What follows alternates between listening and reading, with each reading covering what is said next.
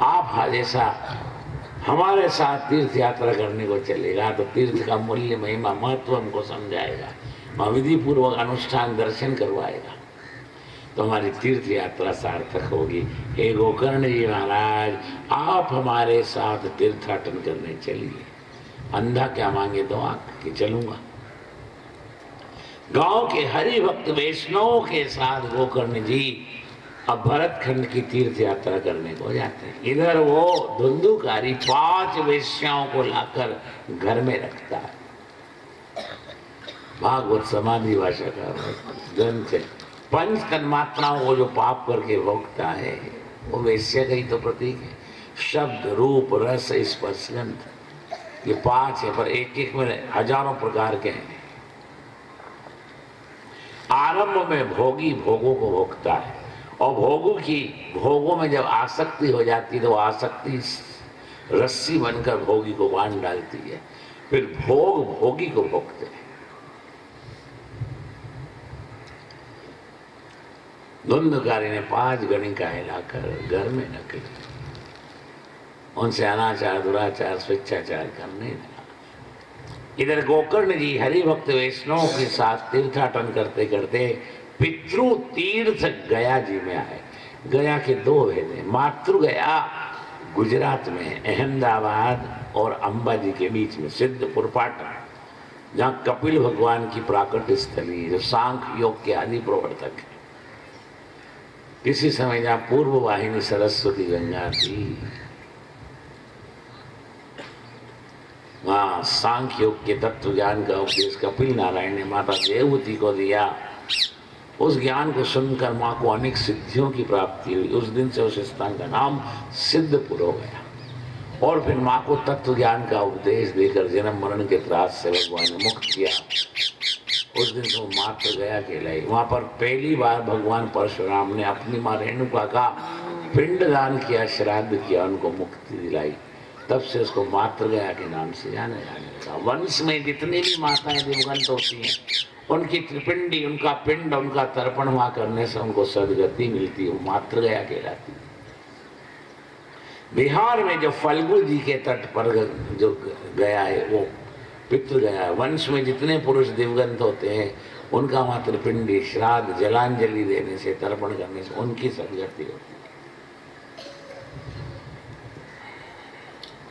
गोकर्ण जी महाराज पितृ तीर्थ गया जी में आए। गया जी में विधि पूर्वक यदि श्राद्ध करना हो, पितृ से उन्न होना हो, अपने पितृ जो अवगतिया बनकर ब्रह्मांड में भटकते हो उनको मोक्ष दिलाना हो तो गया जी में श्राद्ध करना चाहिए। विधि पूर्वक श्राद्ध करो तो गया जी में 16 दिन रहना पड़ता है। 16 तिथि हैं, 16 जने जल के अभिलाषी हैं, अधिकार रखते हैं। अब कई लोग 16 दिन कहाँ है, उनके पास समय नहीं, 3-4 दिन में सब कर घुरा के आ जाते हैं। हम नहीं करने से कुछ करना श्रेष्ठ है। अगर विधि पूर्वक श्राद्ध करना हो तो 16 दिन गया जी में रहना पड़ता है। क्योंकि पितृ संहिता में, वराह पुराण, वामन पुराण में लिखा है, एक दिवस में एक ही जगह श्राद्ध होता है। पितृ दिवस में एक बार ही भोजन करते हैं। गया जी में एक पिंडदान फल्गु गंगा के तट पर किया जाता है, एक पिंडदान अक्षय वट की छाया में किया जाता है, एक पिंडदान प्रेत शिला पर किया जाता है। गया जी में नारायण के चरण हैं, विष्णुपदी पर एक पिंड किया जाता है। गोकर्ण जी गया जी में बहुत दिन तक विराजमान रहते हैं, क्योंकि एक एक वैष्णव को विधि पूर्वक 16 श्राद्ध कराते हैं।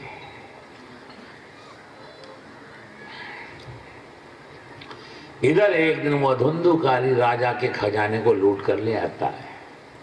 अपार रत्न, नवरत्न, अपार स्वर्ण मुद्रा के तेल और पाशु गणिका के सामने वो धन का, वो नवरत्नों का ढेर लगा देता है कि स्वामी इतना कहाँ से लाए?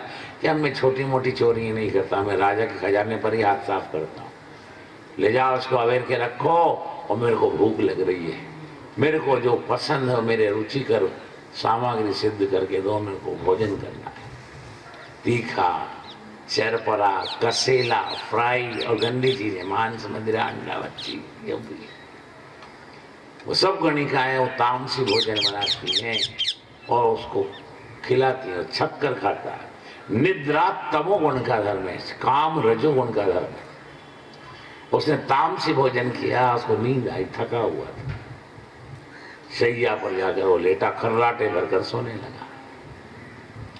पांचों गणिका इकट्ठी हुए मंत्रणा की, इतना खजाना लूट कर लाया। और अगर राजा को शंका हो या राजा के सिपाही तलाशी लेते लेते यहाँ तक आए तो इसको निश्चित फांसी होगी, और ये चोरी का माल हमारे पास से बरामद होगा तो हमको जीवन भर जेल में घट्टी पीसना पड़ेगी। तो इस पापी से अब हम तंग भी आ गई, बड़ा चिड़चिड़ा और खुखार इसका स्वभाव हो गया, अब इससे पिंड छुड़ाना हो। तो ऐसे तो जीते जी हम पिंड छुड़ा नहीं पाएंगे, क्यों ना आज इसका काम तमाम कर दें, और जो ये खजाना लूट कर लाया इसको ले जाएं और दूर कहीं अलग कोई गांव में ठाठ से जिंदगी बिताएंगे। ये खजाना पूरी जिंदगी के लिए पर्याप्त। अब इस पापी से अब हमको छुटकारा देना है। तो सोए हुए उस धुंधुकारी के हाथ पैर उन गणिकाओं ने रस्सी से सैया के साथ बांध दी, फिर जलती हुई लकड़ी लाई और उससे उसके मुंह को जलाया। वो मरा नहीं, घायल हो गया। घायल सर्प तो और ज्यादा खतरनाक होता है, वो सबको डस लेता है। अब इसको जान से मारना ही मारना है। उन्होंने रेशम की रस्सी से फांसी का फंदा बनाया, और वो बंधा हुआ तो पड़ा ही था सैया पर, उसके गले में वो फांसी का फंदा डाला। फिर वो रेशम की रस्सी छत के ऊपर, आपने देखा बल्लियां लगी रहती हैं, उसके ऊपर फेंकी, और पांचों गणिकाओं ने उसको खींची रस्सी को, उसको फांसी पर लटका दिया। तड़प तड़प कर घोर दुख और पीड़ा के साथ उसने प्राणों का त्याग किया। अति पापी मरने के बाद प्रेत होता है। अति पापी को भी देखने की इच्छा नहीं होती, प्रेत को भी देखने की इच्छा नहीं होती। मरने के बाद वो धुंधुकारी प्रेत की अधम योनि में गया, अब वो भटकता है। आपको बता चुके प्रेत है कि किसी पवित्र तीर्थ पर जल पीने जाए तो जल रेती हो जाता है। प्रेत का शरीर 3 तत्व का होता है, अग्नि, वायु, आकाश। भूमि और जल, ये 2 तत्व प्रेत के शरीर में नहीं रहते। उसको अति भूख लगे और वो किसी स्थान पर खाने को जाए तो उसको खाने को नहीं मिलता, उसका मुंह सुई की नोक के अग्रभाग के बराबर होता है। कभी कभी प्रेत को मलमूत्र खाना पड़ता है, बासी सड़ा भूसा अन्न खाना पड़ता है। प्रेत यदि किसी पवित्र तीर्थ पर जल पीने जाए तो जल रेती हो जाता है, उसको पानी भी पीने को नहीं मिलता, वो भटकने लगा। इधर गोकर्ण जी गया तीर्थ में विराजमान है, विधि पूर्वक सबके 16 श्राद्ध कराते हैं। उनके गांव से एक हरिभक्त वैष्णव सीधा गया जी गया। गोकर्ण जी तो तीर्थाटन करते करते गया जी, और सीधा गया जी गया जाकर गोकर्ण जी के चरणों में साष्टांग प्रणाम किया। गोकर्ण जी ने पूछा, भैया तुम सीधे गांव से आ रहे हो क्या? हाँ महाराज। क्या आप क्यों पूछ रहे हो? क्या मैं 2 महीने हो गए तीर्थाटन करते करते, और यहाँ मुझे 15 दिन हो गए। गया जी सबके विधि पूर्वक मैं पिंड दान करा रहा हूँ, तर्पण करा रहा हूँ, त्रिपिंडी करा रहा हूँ। इसलिए आप बताओ, गांव में मेरा भाई आपको दिखा वो कैसा है?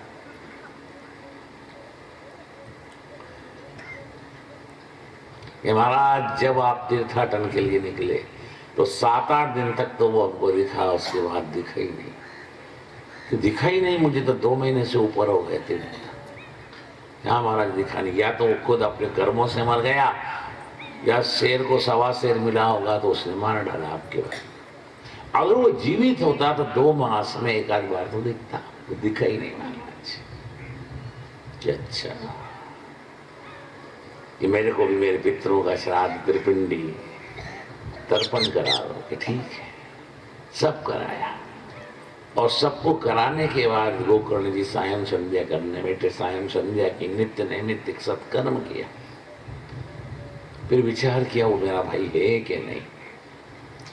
गोकर्ण जी ने अपने इष्ट देव वैकुंठाधिपति, चराचरपति, लक्ष्मीकांत, शंख चक्र गदा पद्मधारी नारायण का आह्वान किया, मेरा भाई है कि नहीं, आप मेरे को बोध कराओ है नाथ है नारायण। समाधि में ध्यान लगाया, भगवान ने जो भी घटना हुई सब चलचित्र की भांति, एक सीरियल की भांति गोकर्ण जी के मन मस्तिष्क के आगे प्रकट हो गई। अरे राम, मेरा भाई तो अकाल मृत्यु को प्राप्त हो गया। दूसरे दिन जब सबको श्राद्ध कराया, जलांजलि दिलाई, त्रिपिंडी कराई, तर्पण कराया, तो गोकर्ण जी ने अपने भाई धुंधुकारी के नाम का तर्पण किया, त्रिपिंडी की।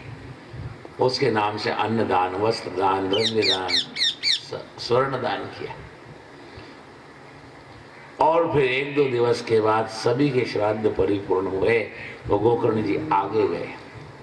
आगे की जो शेष तीर्थ यात्रा थी वो सब करके फिर तो गोकर्ण जी सब हरि भक्तों को लेकर अपने गांव में आए। सब अपने अपने गांव में आकर अपने अपने घर को चले गए।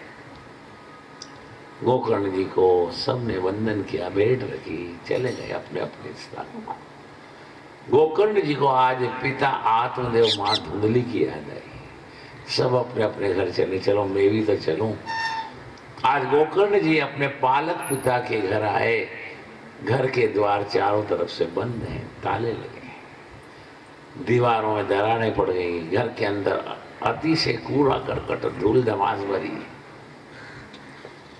जिस घर में रात दिन मंत्र गूंजते थे वेदों के, उपनिषद की ऋचाएं मेरे पिता उदात्त स्वर में उच्चारण करते थे, जहां आए हुए अतिथि अभ्यागत संत सन्यासी ब्रह्मचारियों का, विरक्तों का सम्मान होता था। आज उस घर में कोई नाम लेवा पानी देवा भी नहीं बचा। क्या देखा था आज, क्या देखा।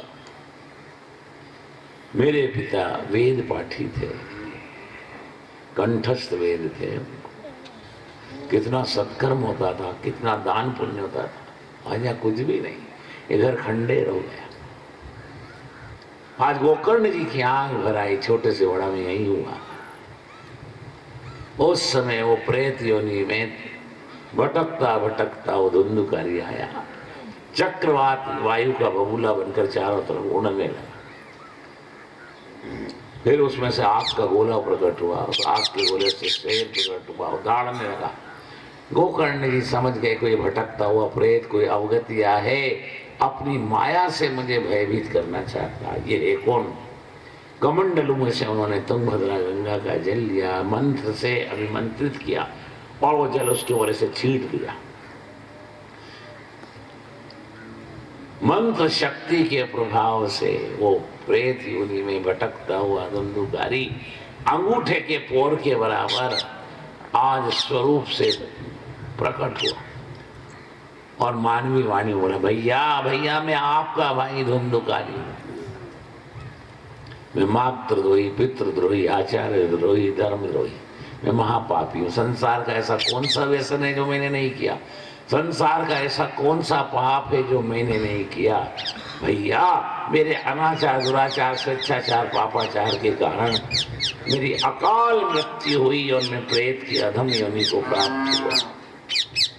भैया मेरे को इस प्रेत योनि में अति कष्ट है, अपार दुख और पीड़ा है। मेरे को इस प्रेत योनि से मुक्त करो, आप कुछ भी करो, मेरा उद्धार करो। कि भगवत कृपा से मैंने जान लिया था। एक वैष्णव जब आए थे गांव से गया जी, तो शंका तो हुई थी, यकीन नहीं हुआ, पर भगवान की कृपा से मुझे मालूम पड़ा कि तू दिवगंत हो गया और तेरा पार्थिव देह छूट गया। तो भैया गया जी में फल्गु किनारे मैंने तेरे नाम से पिंड किया, विष्णुपति पर त्रिपिंडी की। फल्गु गंगा के जल से तेरे को तुष्ट पुष्ट संतुष्ट करने के लिए मैंने तर्पण किया। तेरे नाम से मैंने अन्नदान, वस्त्रदान, द्रव्य दान, स्वर्ण दान किया। उससे भी तेरे को कोई फर्क नहीं पड़ता। ऐसे हजारों पिंडदान, ऐसे लाखों जलदान करो, उससे मेरे को फर्क नहीं पड़ेगा। मैं महापापी हूं, मैं अधम ब्राह्मण हूं, मैं कुलंगार हूं, मैं कुलघाती हूं, मैं मातृद्रोही, पितृद्रोही, आचार्य द्रोही। भैया इस कर्म कांड से मेरा निस्तार नहीं हो सकता, मेरा उद्धार नहीं हो सकता। आप कुछ भी करो, किसी यति योगी, किसी बहुश्रुत ब्राह्मण से पूछो, वो मेरा कल्याण बताए तो वो आप करो। कि अब मैं किसी से नहीं पूछूंगा। इतने दिन तूने कष्ट उठाया, एक रात्रि को और उठा। कल ने प्रातः नित्य नैमित्तिक सत्कर्म संध्या परिपूर्ण करने के बाद भगवान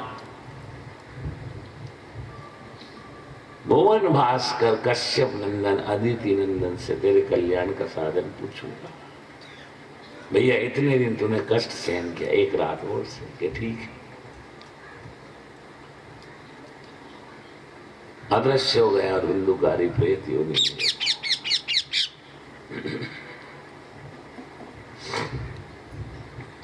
आज रात्रि भर गोकर्ण जी शांति से सो नहीं सक पाए। अपने भाई की पीड़ा, दुख, तड़प को देखकर वो बेचैन हो गए। जैसे तैसे करवटें बदलते बदलते बदलते रात्रि पूरी हुई। प्रातः काल होने से पहले सैया का त्याग किया, स्नान किया, नित्य नैमित्तिक सत्कर्म, प्रातः संध्या गायत्री जी का जप, सब सत्कर्म पूरे किए और स्थूल शरीर को आसन पर रखा। योग बल से सूक्ष्म शरीर के द्वारा पूर्व दिशा में अभी भगवान भवन भास्कर प्रकट हुए थे, उनके रथ के सामने खड़े हो गए। सूक्ष्म शरीर से 12 नमस्कार किए भगवान भुवन भास्कर को। अलंकार प्रिय विष्णु, जलधारा प्रिय शिवाय, नमस्कार प्रिय भानु, भानु नाम सूर्य का 12 नमस्कार किए, क्योंकि 12 सूर्य, 11 रुद्र हैं, 8 वसु हैं, 2 अश्विनी कुमार है, 49 मरुदगण है, 49 पर्जन्य, 49 अग्नि है। 12 नमस्कार किए सूर्य नारायण, सुंदर स्तुति की। भगवान प्रसन्न हो गए। वरम ब्रूहि वर मांगो कि मेरा भाई धर्म वृद्ध कर्म करके प्रेत की अधम योनि को प्राप्त हुआ।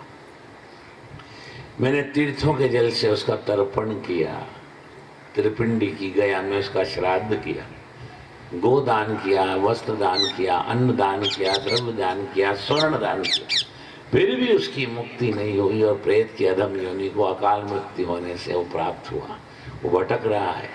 हे अदिति नंदन, हे कश्यप नंदन, हे संज्ञाधीश, हे छायाधीश, आप दया करो। मैंने इतना कर्मकांड के अंतर्गत उसको मुक्त करने का प्रयत्न किया कि ऐसे हजारों कर्मकांड कर, लाखों तर्पण कर, लाखों तो जलांजलि दे, उससे उसका उद्धार नहीं होगा। क्या आप बताओ, कर्म में, ज्ञान में, उपासना में, योग में कोई व्रत, कोई अनुष्ठान हो तो मैं वो करूं, या भक्ति में कोई अनुष्ठान हो तो आप मेरे को बताओ, जिससे मेरे भाई का प्रेतत्व नष्ट हो जाए और वो भगवान के धाम के नित्य लीला में प्रवेश करे। आप दया करो। क्या है? कर्म योग ज्ञान में नहीं, भक्ति में। भक्ति सकल सद्गुण की खानी, पर बिन हरि कृपा न पावे प्राणी। कि मैं क्या करूं बताओ। कि तुंगभद्रा गंगा के तट पर तू बड़ा भारी ब्रह्म सत्र भागवत ज्ञान यज्ञ की कथा का 7 दिन का आयोजन रख। इस जगत में 3 कर्म ऐसे हैं जो समस्त ब्रह्मांड के जीवों को तुष्ट पुष्ट संतुष्ट करते हैं। 1 नंबर पर भागवत की कथा, 2 नंबर पर भगवान के नाम का संकीर्तन और 3 नंबर पर तर्पण। और तर्पण के 4 वेदे, देव तर्पण, ऋषि तर्पण, मनुष्य तर्पण और प्रेत तर्पण। देवताओं को पूर्व दिशा की तरफ मुख करके हाथ में कुशा लेकर, जो लेकर, अक्षत लेकर, हल्दी कंकु लेकर एक बार जल इस तरह से दिया जाता है। ऋषियों को 2 बार जनोई को कंठी करके और दोनों हाथ के अंगूठे ऊपर रखकर कुशा को इस तरह बीच में से पकड़कर नीचे से इस तरह तर्प्यंताम तर्प्यंताम तर्प्यंताम। ऋषियों को 2 बार, पितरों को 3 बार और दिवगंत को भी 3 बार। इदम जल तस्मेताय सुदाय नमः। गोत्र का उच्चारण, पिता के स्वरूप का ध्यान और नाम का उच्चारण। काले तिल, जौ, हल्दी, सफेद पुष्प, कच्चा दूध, दर्भ की 3 सलाई लेकर दक्षिण दिशा की तरफ मुख करके 3-3 बार एक को जल दिया जाता है। ये 3 सत्कर्म ऐसे हैं जिससे समष्टि ब्रह्मांड के जीवों को तुष्टि पुष्टि संतुष्टि मिलती है। प्रकृति में जो विकृति हुई वह दूर होती है, परमात्मा भी प्रसन्न होते हैं। बेटा, तो भागवत ब्रह्म सत्र ज्ञान यज्ञ का आयोजन कर। भागवत की कथा ज्ञान यज्ञ नहीं, ब्रह्म सत्र है। यज्ञ और सत्र में बड़ा भारी अंतर है। यज्ञ में एक ही यजमान होता है और वो जितना खर्च करता है और जितनी तन मन से सेवा करता है उसको उतना फल मिलता है। और फिर उस यज्ञ में जो जितना भी तन मन धन से समय से सपोर्ट करता है, सहयोग करता है, उसको उतना ही फल मिलता है। जहाँ फल में विषमता उसको यज्ञ कहते हैं, जहाँ फल में समता उसको सत्र कहते हैं। भागवत की कथा का आयोजन जो लाखों रुपए लगाकर करता है यजमान, और एक गरीब वैष्णव आकर कथा मंडप में बैठे हाथ में माला लेकर भगवान के नाम का जप करते करते करते करते कथा सुनाई, उसको और यज्ञ के यजमान को जो फल मिलता है एक समान फल मिलता है। जहाँ फल में समता उसको सत्र, जहाँ फल में विषमता उसको यज्ञ कहते हैं। तो इस कथा मंडप में जितने भी श्रोता बैठे, माताओं के रूप में, भाइयों के रूप में, संत के रूप में, ग्रस्त के रूप में, विरक्त के रूप में, सब यजमान है, सब ये गाय यजमान है, ये धर्मराज यजमान है। जितने भी समष्टि ब्रह्मांड के प्राणी हैं सब यजमान है। जहाँ फल में समता उसको सत्र, जहाँ फल में विषमता उसको यज्ञ कहते। बेटा तू कर्म कांड, ज्ञान कांड, भक्ति कांड सभी भागवत में भागवत की कथा का आयोजन कर, उससे ही तेरे भाई का प्रेतत्व नष्ट होगा। भगवान अनुग्रह करके उसको अपनी नित्य लीला में अपने चरणों में आश्रय देंगे। सूर्य नारायण ने ऐसा उपदेश गोकर्ण जी को किया। पुनः 3 परिक्रमा उनके रथ की दंड की भांति चरणों में गिरकर साष्टांग प्रणाम किया और योग बल से सूक्ष्म शरीर के द्वारा स्थूल शरीर में प्रवेश किया। आंख खोली, आप जैसे कई हरिभक्त उनके आसपास चारों बाजू बैठे। आज आप बहुत प्रसन्न हो, हे महात्मन, हे गोकर्ण जी महाराज, आपकी प्रसन्नता और बढ़े। प्राणी मात्र का कल्याण हम क्या करके करोगे, क्या करेंगे कि चलो फिर तो आयोजन करें ब्रह्म सत्र का। मुझे तुंगभद्रा गंगा के तट पर ब्रह्म सत्र भागवत ज्ञान यज्ञ का आयोजन करना है। कि कब से करना है आप मुहूर्त बताओ। पंचांग देखा, पन्ने पलटे, परम पवित्र मास आषाढ़ मास शुक्ल पक्ष अष्टमी तिथि गुरुवार अभिजीत मुहूर्त में इसका आरंभ करना, पूर्णिमा को पूर्णाहुति करना है कि हम तन मन धन और समय से आपको समर्पित करो। ठीक है, सब तैयारियों में जुट गए। बड़ा भारी पंडाल बनाया गया, उस पंडाल के मध्य में एक व्यासपीठ की रचना की। आज तुंगभद्रा गंगा के तट पर बड़ा भारी ब्रह्म सत्र का आयोजन होने वाला है। धीरे धीरे समय व्यतीत हुआ। परम पवित्र मास आषाढ़ मास शुक्ल पक्ष अष्टमी तिथि गुरुवार का दिन आया। आज वहां पांव रखने को जगह नहीं। जहां भी भागवत की कथा होती है वहां समष्टि ब्रह्मांड के तीर्थ, समष्टि ब्रह्मांड के दिक्पाल लोकपाल देवता आते हैं। एक तरफ विरक्त बैठे, एक तरफ सिद्ध बैठे, एक तरफ साधक बैठे, एक तरफ ग्रस्त बैठे। उस गांव में जितने अंधे लूले लंगड़े थे, बीमार थे, अपाहिज थे, सब आ गए। कहीं भी पैर रखने को जगह नहीं। फिर तो सब हरिभक्तों ने गोकर्ण जी से कहा आप व्यास आसन पर सुशोभित हो जाएं और भागवत कथा ब्रह्म सत्र का आरंभ करें। गोकर्ण जी व्यास आसन पर विराजमान हुए। पितृ संहिता के मंत्र से गोकर्ण जी ने प्रेत योनि में भटकते हुए अपने भाई धुंधुकारी का आह्वान किया। अब प्रेत वैष्णवों से, संतों से, साधकों से, हरिभक्तों से 20 हाथ दूर रहता है। ध्यान रखो, आ ही नहीं सकता, पास पटक ही नहीं। मैं कहाँ जा, कहाँ बैठूं, कहाँ बैठकर मैं ये कथा रूपी अमृत का पान करूं, कहीं जगह ही नहीं। उस कथा मंडप के एक कोने में दूर एक 7 पोर का बांस खड़ा रखा था। अब कहीं जगह नहीं मिली तो धुंधुकारी उस बांस के पोर के अग्रभाग के ऊपर जाकर बैठ गए। कथा का आरंभ करने के लिए सबने उनसे निवेदन किया। तो कथा के आरंभ में उनका प्रथम पूजन किया गया कथा व्यास के रूप में। चंदन की अर्चा कपाल पर की, कुमकुम का तिलक, दिव्य पुष्प की माला कंठ में पधराई। हे भागवत भक्त, हे परम परमात्मा के स्वरूप, हे व्यास जी, व्यास स्वरूप कथा का आरंभ हो। तो कथा के आरंभ में उन्होंने विघ्नहर्ता गोरा पुत्र गणेश का आह्वान किया।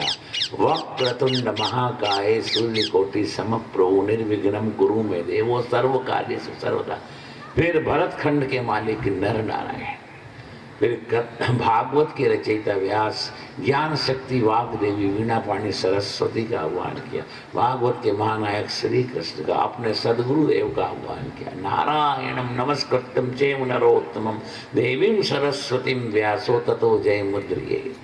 कथा का आरंभ किया। कथा सूर्य उदय से शुरू होती और सूर्य अस्त हो तब तक चलती। मध्याह्न काल में मध्याह्न संध्या किए बिना द्विज को खाने का अधिकार नहीं, इसलिए 2.5 घड़ी यानी 1 घंटे के लिए कथा को विश्राम देते हैं। कई लोग अल्पाहार करते हैं, कई लोग फराल करते हैं, कई लोग हाथ पांव सीधे करने के लिए थोड़ा आराम करते हैं, कोई पानी पीता है, कोई लघु शंका को जाता है, थोड़ा विश्राम करते हैं। फिर जहाँ समय अवधि पूरी हुई सब अपने अपने आसन पर डट जाते हैं, हाथ में माला लेकर अपने इष्ट देव के नाम का या गुरु मंत्र का जप करते करते कथा का श्रवण करते हैं।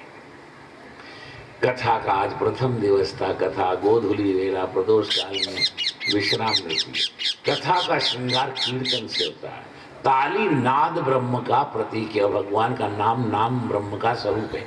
नाद ब्रह्म और नाम ब्रह्म जब चरम सीमा पर जाते हैं वहां पर ब्रह्म को प्रकट होना पड़ता है। फिर तो गोकर्ण जी ताली बजा बजा कर 1 घड़ी यानी 24 मिनट तक सबसे कीर्तन कराते हैं। कीर्तन जब पूरा होता है तो भागवत भगवान की आरती होती है, भोग लगता है। हर श्रोता आज आरती और प्रसादी लेकर अपने अपने गंतव्य स्थान को प्रस्थान करते हैं। आज प्रथम दिवस था। 7 पोर का वास सीधा खड़ा था, उसके ऊपर बैठ करके कथा सुनते थे धुंधुकारी। तो आज बांस की एक गठान तड़तड़ा कर चटक कर टूट गई।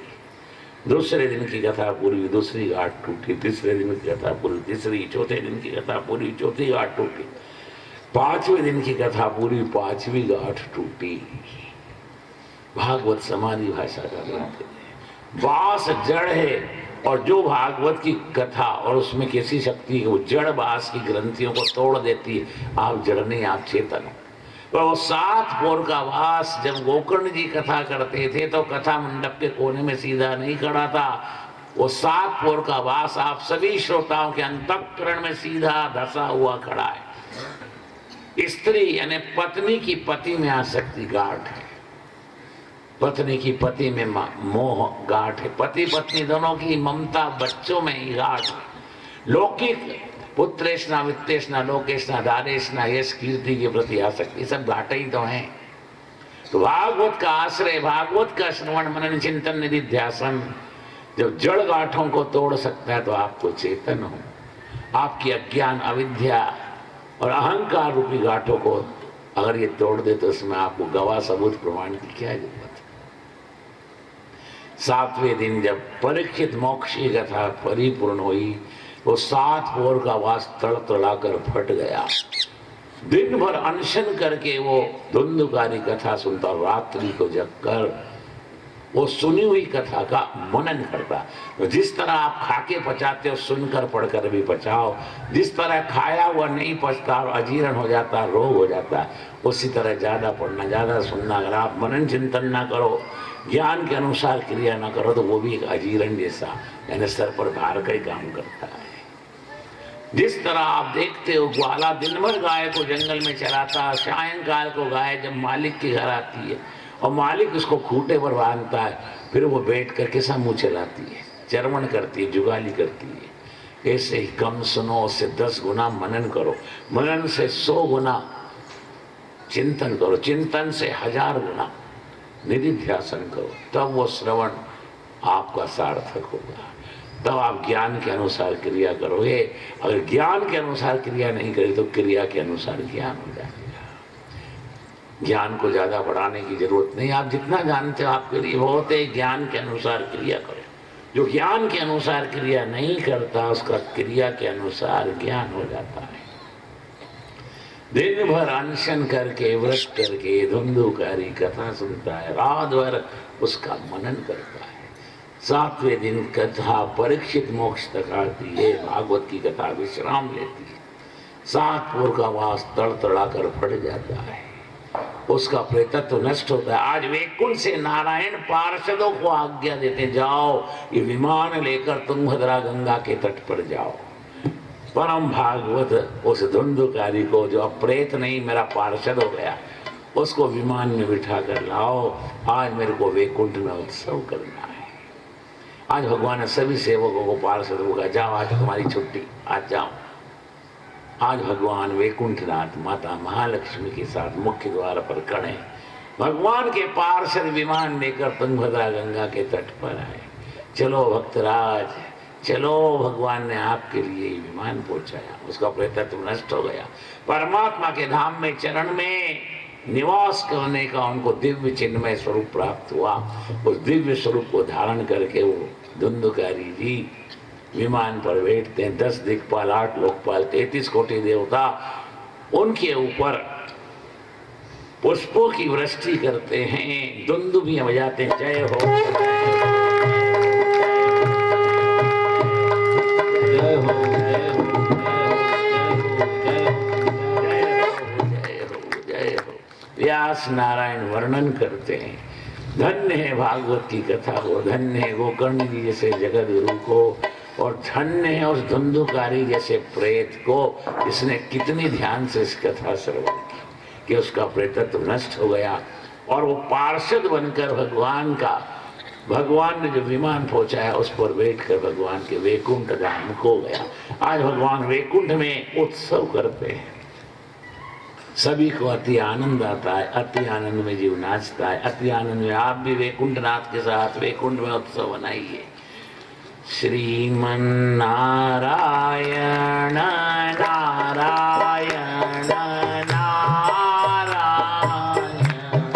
श्रीमन नारायण नारायण नारायण श्रीमन नारायण नारायण नारायण श्रीमन नारायण नारायण नारायण श्रीमन नारायण नारायण नारायण श्रीमन नारायण नारायण नारायण श्रीमन नारायण नारायण नारायण श्रीमन नारायण नारायण नारायण लक्ष्मी नारायण नारायण नारायण लक्ष्मी नारायण नारायण नारायण लक्ष्मी नारायण नारायण नारायण लक्ष्मी नारायण नारायण नारायण सत्य नारायण नारायण